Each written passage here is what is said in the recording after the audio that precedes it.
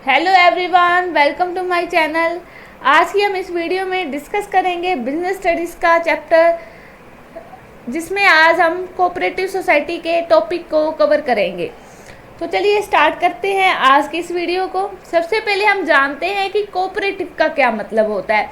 अगर मैं बात करूं वर्ड कोऑपरेटिव की, कोऑपरेटिव का मतलब होता है एक दूसरे के सहयोग से, एक दूसरे के तालमेल से जब कोई पर्सन काम करता है। यानी कि कोऑपरेटिव सोसाइटी में क्या होता है कि बहुत सारे लोग एक साथ आते हैं और एक साथ मिलकर काम करते हैं, और उनका जो पर्पस होता है, जो उनका गोल होता है, वो कॉमन होता है। जैसे कि अगर मैं एक एग्जांपल यहाँ पर ले लेती हूँ, मान लीजिए मेरे पास 20 प्रोड्यूसर है।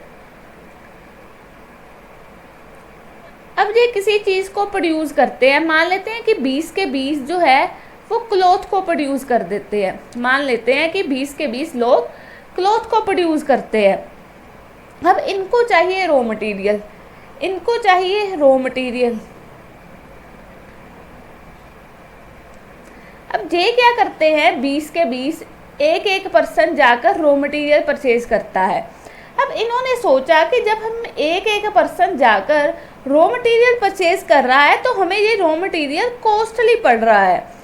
तो हम क्या करते हैं कि एक साथ मिलकर एक सोसाइटी बना लेते हैं, एक सोसाइटी बना लेते हैं जिसमें हम कैपिटल लगाएं, कंट्रीब्यूट करेंगे, जिसमें हम कैपिटल कंट्रीब्यूट करेंगे और उस सोसाइटी में हम एक दूसरे का भला करेंगे। जाने कि ये जो रॉ मटेरियल है उसे हम एक साथ बल्क में परचेज कर लेंगे, एक साथ हम बल्क में परचेज कर लेंगे। जाने कि हमें अलग अलग परचेज करने की ज़रूरत नहीं है, हम एक साथ बल्क में परचेज कर लेंगे ताकि हमें जो कॉस्ट है वो कम पड़े। जाने कि इस सोसाइटी का मतलब ही यही होता है कि यहाँ पर बहुत सारे लोग इकट्ठा होते हैं, इकट्ठे होने के बाद वो एक साथ सोसाइटी में एक दूसरे के वेलफेयर के लिए काम करते हैं। इनका जो पर्पस होता है वो कॉमन होता है। वो क्या करते हैं कि जो भी चीज़ उन्हें परचेज करनी होती है वो बल्क में परचेज करते हैं, बल्क में परचेज कर कर एक दूसरे को डिस्ट्रीब्यूट कर देते हैं। इससे क्या होता है कि जब वो बल्क में परचेज करते हैं उन्हें वही चीज़ सस्ती पड़ती है। अगर वो एक एक पर्सन उसी चीज़ को परचेज करने जाएगा तो उन्हें वो चीज़ कॉस्टली पड़ेगी।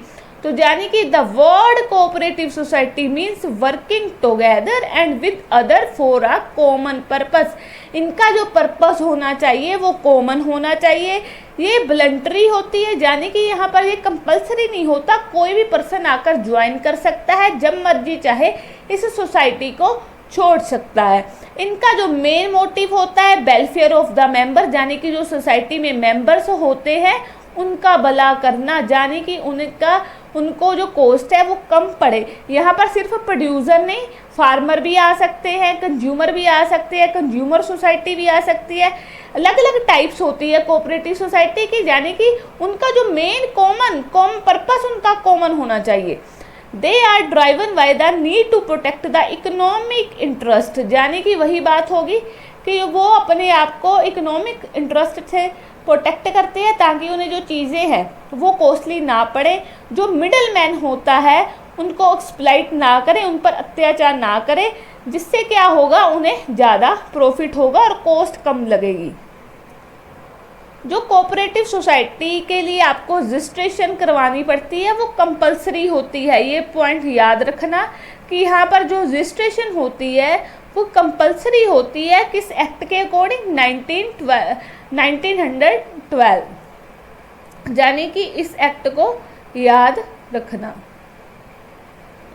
The process of setting up a cooperative society is simple enough, यानी कि इसे सेटअप करने के लिए आपको सिंपल प्रोसेस को फॉलो करना पड़ता है। लेकिन यहाँ पर एक चीज़ जो याद रखने वाली है कि यहाँ पर कम से कम आपके पास 10 अडल्ट पर्सन्स होने चाहिए।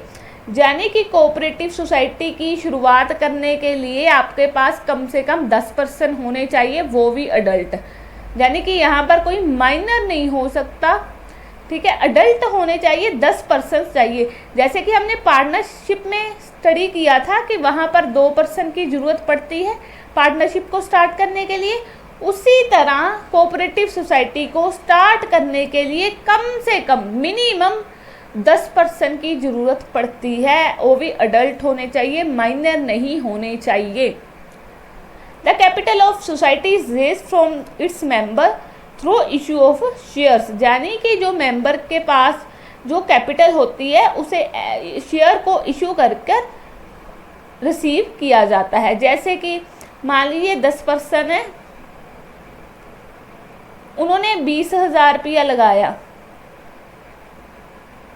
यानी कि एक पर्सन ने 2,000 रुपया लगा दिया, यानी कि उनका जो शेयर है वो कितना हुआ 10%, यानी कि वो शेयर की फॉर्म में कैपिटल को कंट्रीब्यूट करते हैं।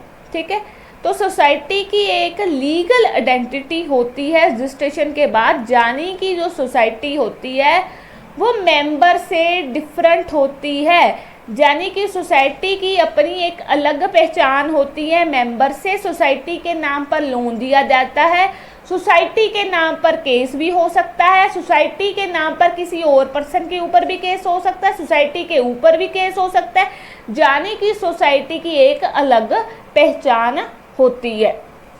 नेक्स्ट हम बात करेंगे फीचर्स की। वॉलंटरी मेंबरशिप, बिल्कुल वॉलंटरी मेंबरशिप होती है, कोई भी इसको ज्वाइन कर सकता है, कोई भी इसको छोड़कर जा सकता है जब चाहे। यहाँ पर कोई कंपलसरी चीज़ें नहीं होती, अब जब मन चाहे इसको क्विट कर सकते हैं, जब मर्जी चाहे इसको ज्वाइन कर सकते हैं, जब चाहे लीव कर सकते हैं। लीगल स्टेटस, इसकी जो रजिस्ट्रेशन होती है वो कंपलसरी होती है। इसकी जो आइडेंटिटी होती है, जैसे कि हमने डिस्कस किया, जो उसकी आइडेंटिटी होती है वो सेपरेट होती है, यानी कि मेंबर से अलग होती है। सोसाइटी की अपनी एक अलग पहचान होती है। सोसाइटी के नाम पर जो प्रॉपर्टी भी ली जा सकती है, यहाँ पर क्या होता है सोसाइटी के नाम पर केस भी हो सकता है, सोसाइटी के नाम पर किसी और के ऊपर केस किया भी जा सकता है।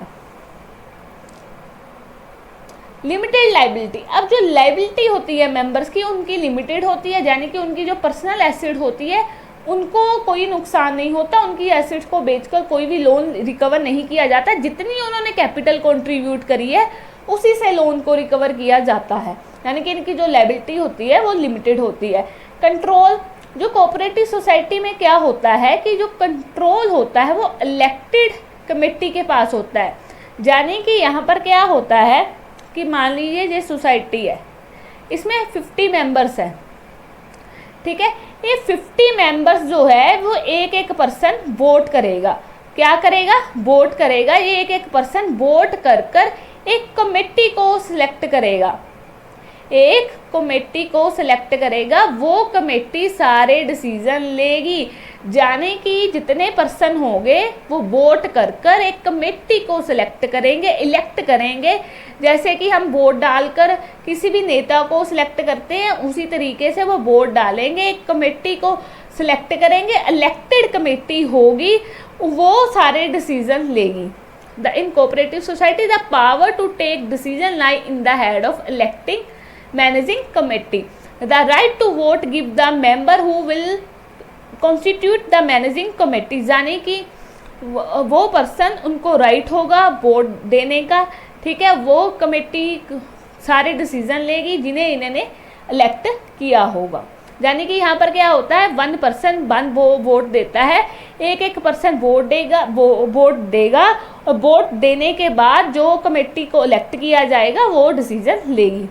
नेक्स्ट है हमारे पास सर्विस मोटिव।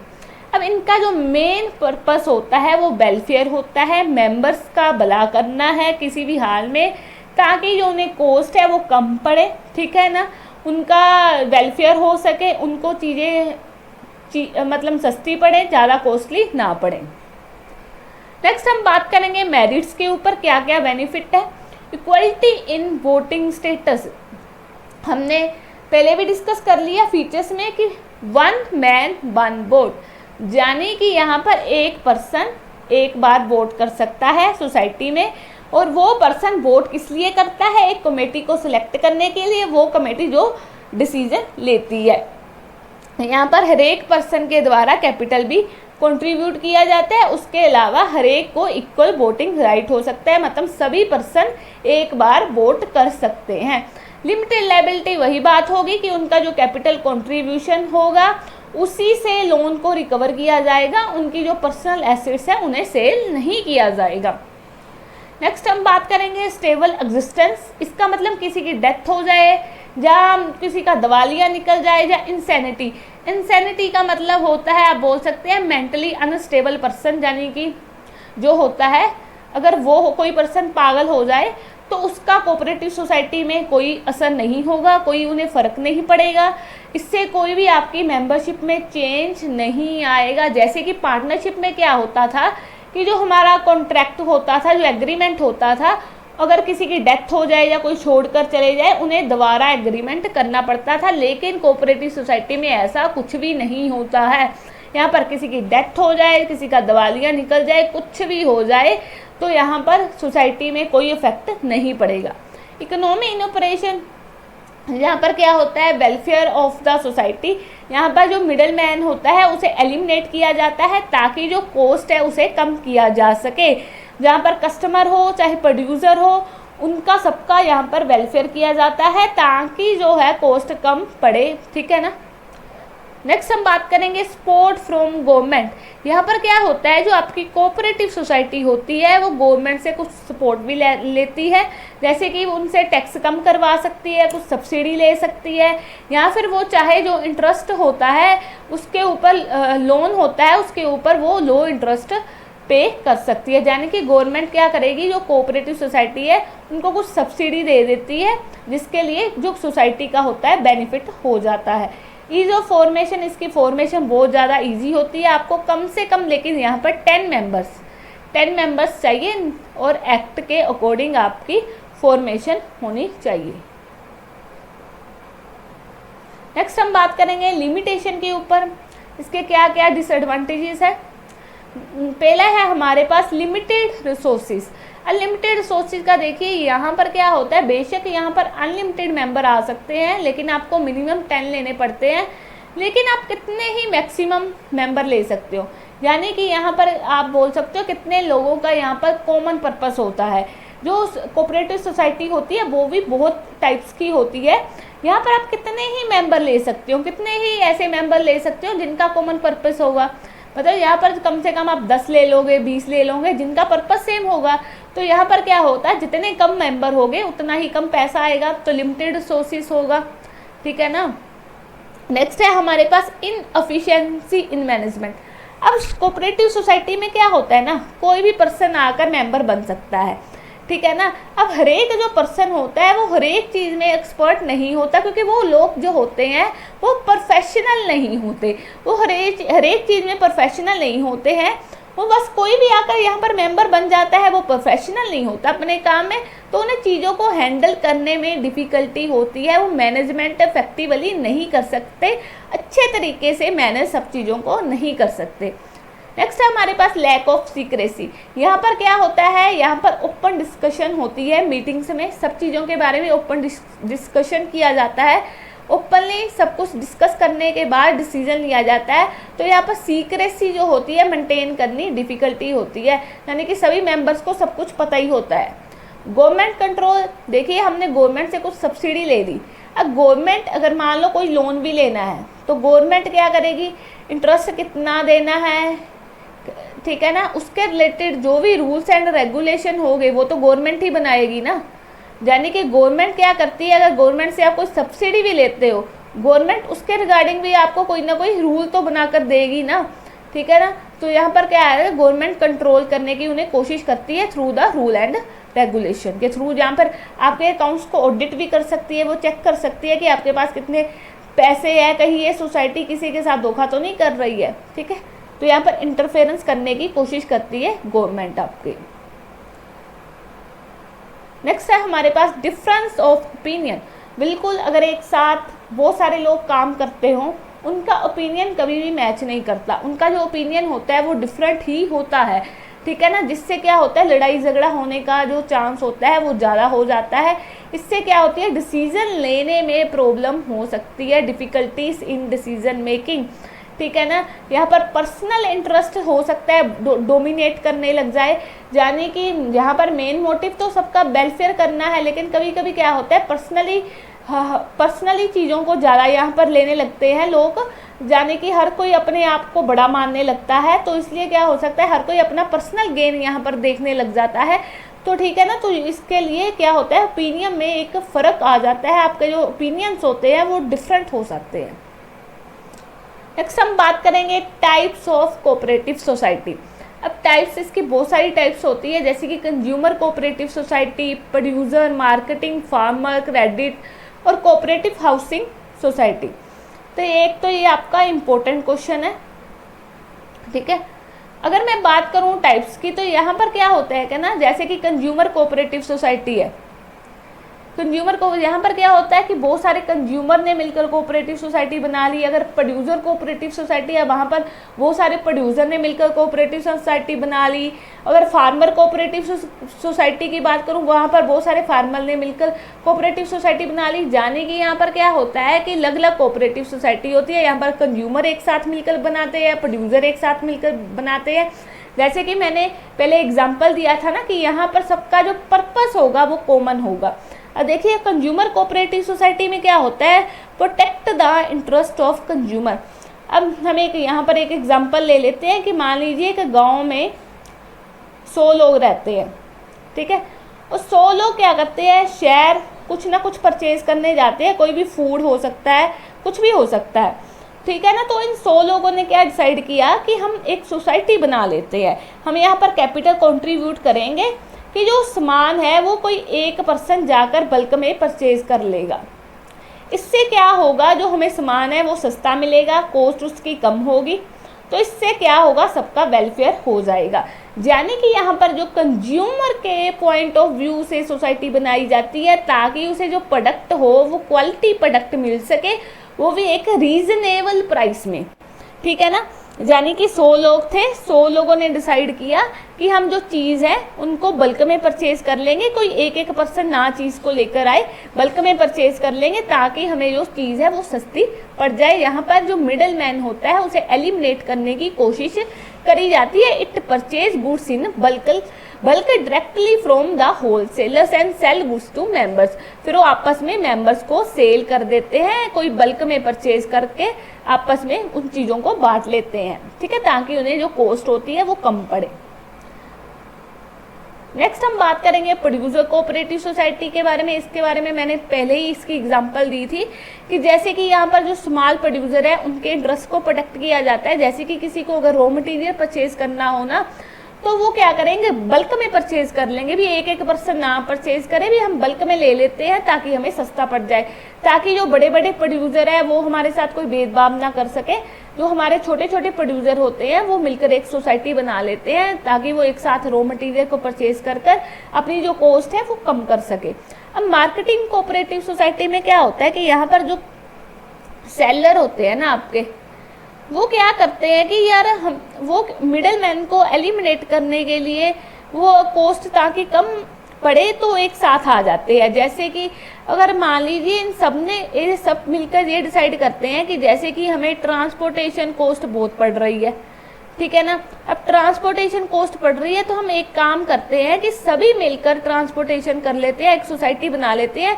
यहाँ पर सबका सामान जो होगा वो एक साथ पहुँचाया जा सकता है, हमें कॉस्ट कम पड़ेगी। या फिर वेयर हाउसिंग का काम कर लेते हैं कि यहाँ पर चीज़ों को स्टोर किया जाएगा, हम एक साथ एक ही वेयर हाउस ले लेते हैं, यहाँ पर चीज़ों को हम स्टोर कर लेंगे, बल्क में स्टोर कर लेंगे। हमें अगर अलग अलग वेयर हाउस लेने जाएंगे मार्केट में तो हमें महंगा पड़ सकता है। तो यहाँ पर क्या होता है कि जो सेलर होता है वो अपनी कॉस्ट को कम करने की कोशिश करता है ट्रांसपोर्टेशन वेयर हाउसिंग के जरिए।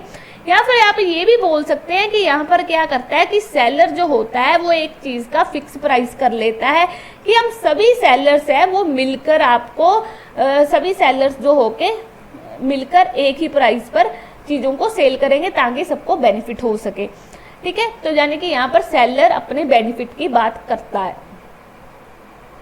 नेक्स्ट हम बात करेंगे फार्मर कोऑपरेटिव सोसाइटी की। यहाँ पर फार्मर के इंटरेस्ट को प्रोटेक्ट किया जाता है ताकि उन्हें जो चीज़ें हैं वो रीजनेबल कॉस्ट में मिल सके। अब फार्मर को बहुत सारे फर्टिलाइज़र की ज़रूरत पड़ती है, बहुत सारी मशीनरी की ज़रूरत पड़ती है ताकि उन्हें जो चीज़ें हैं सस्ती मिल सके, वो ये सोसाइटी बनाती है। क्रेडिट में क्या होता है,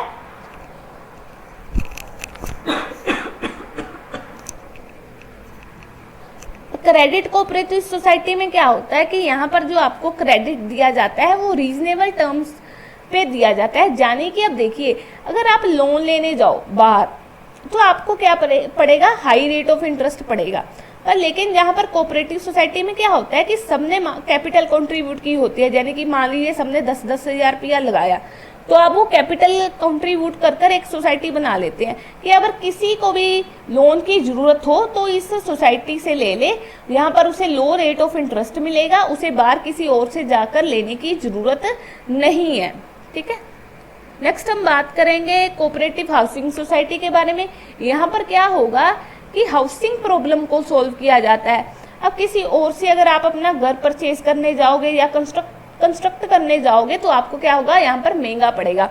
यहाँ पर सोसाइटी क्या करती है कि हम मिलकर एक कोऑपरेटिव हाउसिंग सोसाइटी बना लेते हैं ताकि जिनके पास लिमिटेड इनकम है उन्हें घर बनाने में दिक्कत ना हो। अगर उन्हें ये सोसाइटी क्या करती है कि या तो उन्हें घर बना कर देती है या तो उन्हें क्या करती है कि आप हमें इंस्टॉलमेंट में पेमेंट कर दीजिए ताकि आप इजीली अपना जो घर है उसे बना सके। यानी कि इस सोसाइटी का काम क्या होता है, सबको घर खरीद कर देना लेस प्राइस में, या तो फिर उन्हें बना कर देती है लेस प्राइस में, या फिर उन्हें इंस्टॉलमेंट के रूप में उन्हें घर बनाकर देती थी। इस सोसाइटी का काम घर बनाकर देना होता है। अगर मैं एक बार फिर इनको डिस्कस कर लूँ, जैसे कि कंज्यूमर कोऑपरेटिव सोसाइटी में क्या होता है, कंज्यूमर का इंटरेस्ट को प्रोटेक्ट करने की कोशिश होती है। प्रोड्यूसर के इंटरेस्ट को, मार्केटिंग में क्या होता है, मार्केटिंग में जो सेलर होता है उसके इंटरेस्ट को प्रोटेक्ट किया जाता है। यहाँ तो वो क्या करते हैं कि एक साथ ट्रांसपोर्टेशन कर लेते हैं या वेयर हाउसिंग कर लेते हैं, या तो फिर किसी चीज़ का फिक्स प्राइस कर लेते हैं कि सभी जो सेलर है वो एक ही प्राइस में चीज़ों को सेल करेंगे। नेक्स्ट है हमारे पास फार्मर कोऑपरेटिव सोसाइटी। इसमें क्या होता है कि यहाँ पर बहुत सारे फार्मर एक साथ मिलकर काम करते हैं। क्रेडिट कोऑपरेटिव सोसाइटी में एक दूसरे को लोन दिया जाता है लेस रेट ऑफ इंटरेस्ट में, और कोऑपरेटिव हाउसिंग सोसाइटी में एक दूसरे को घर बनाकर दिया जाता है, वो भी लेस कॉस्ट में। तो चलिए आज की वीडियो में इतना ही। हमारा एक टॉपिक रह गया है इस चैप्टर का, ज्वाइंट स्टॉक कंपनी, उसको हम नेक्स्ट वीडियो में डिस्कस करते हैं। अगर आपने अभी तक मेरे चैनल को सब्सक्राइब नहीं किया है तो कर ले और कमेंट कर बताएं कि आपको ये लेक्चर कैसा लगा। Thank you.